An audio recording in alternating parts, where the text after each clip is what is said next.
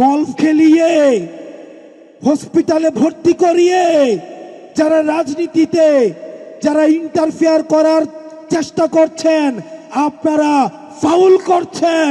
খুব শীঘ্রই আপনারা রেড কার্ড দেখবেন। ইনকিলাব ইনকিলাব, এই আপোষ না সংগ্রাম। আসসালামু আলাইকুম নড়াইলবাসী। আমরা গতকাল খবর পেয়েছি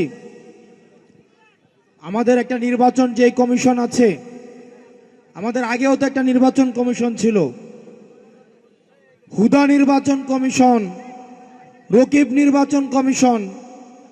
আমাদের নির্বাচন কমিশনরা দিনের ভোট তারা রাতে করে দিয়েছে। তারা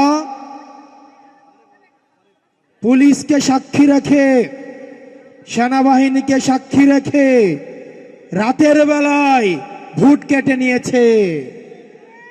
কবর থেকে এমন শুনেছি মরা মানুষ এসেও ভোট দিয়ে গিয়েছে। আমরা এমনও শুনেছি দাদা দাদি 20 বছর আগে মারা গিয়েছে, উনিও নাকি ভোটের লাইনে এসে ভোট দিয়ে গিয়েছে। এগুলা ছিল হুদা কমিশনের কাজ। এই হুদা কমিশনের নুরুল হুদা, এই নুরুল হুদার পরিণতি কিন্তু আজকে জাতি দেখছে।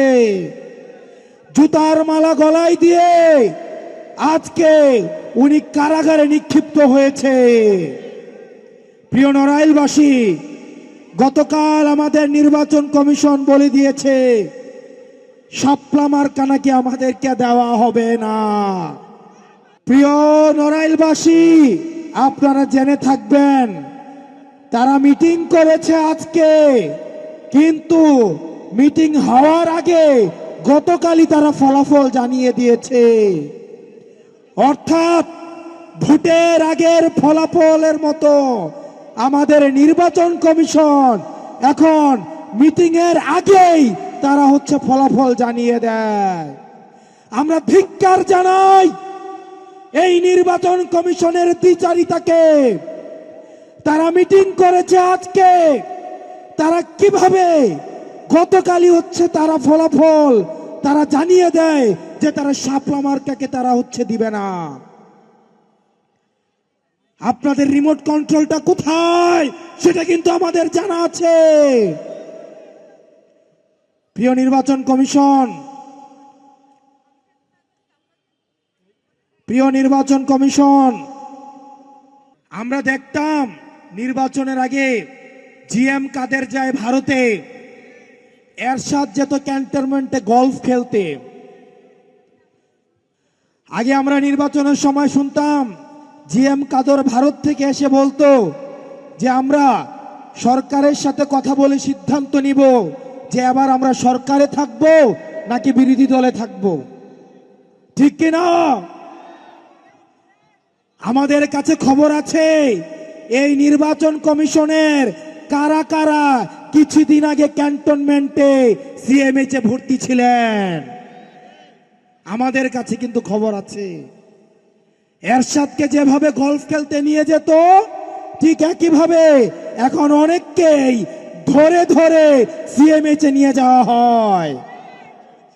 কোন জায়গা থেকে পরিচালিত হচ্ছে রাজনীতি যে কোথায় চলে। প্রিয় নড়াইলবাসী, আপনারা আমাদের সাথে থাকবেন। আমরা প্রতিজ্ঞা করছি অতীতের যে রাজনীতিক যে ধারণা ছিল, যেই খেলা ছিল, সেই খেলার নিয়ম তো পাল্টাবই, খেলাকেও পাল্টে দিব। এই রাজনীতিবিদদের জন্য আমরা কঠিন করে অবশ্যই ছাড়বো, অবশ্যই ছাড়বো, অবশ্যই ছাড়বো। আমরা রাজনীতিবিদদেরকে জনগণের কাছে জবাবদিহি করতে আমরা বাধ্য করব। রাষ্ট্রের প্রতিষ্ঠানগুলোকে আমরা জবাবদিহি করতে বাধ্য করব। আমরা আবারও বলছি, নির্বাচন, জনগণ এবং রাজনীতি যদি করতেই হয় তাহলে চাকরি ছেড়ে দিয়ে এসে এবং ক্যান্টনমেন্ট ছেড়ে দিয়ে এসে তাহলে রাজনীতির মাঠে এসে রাজনীতি করুন।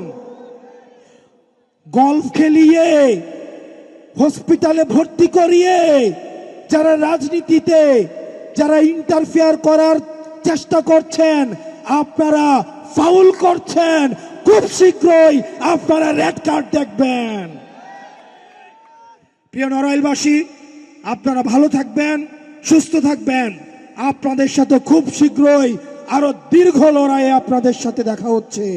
আসসালামু আলাইকুম ওয়া রাহমাতুল্লাহি ওয়া বারাকাতুহু।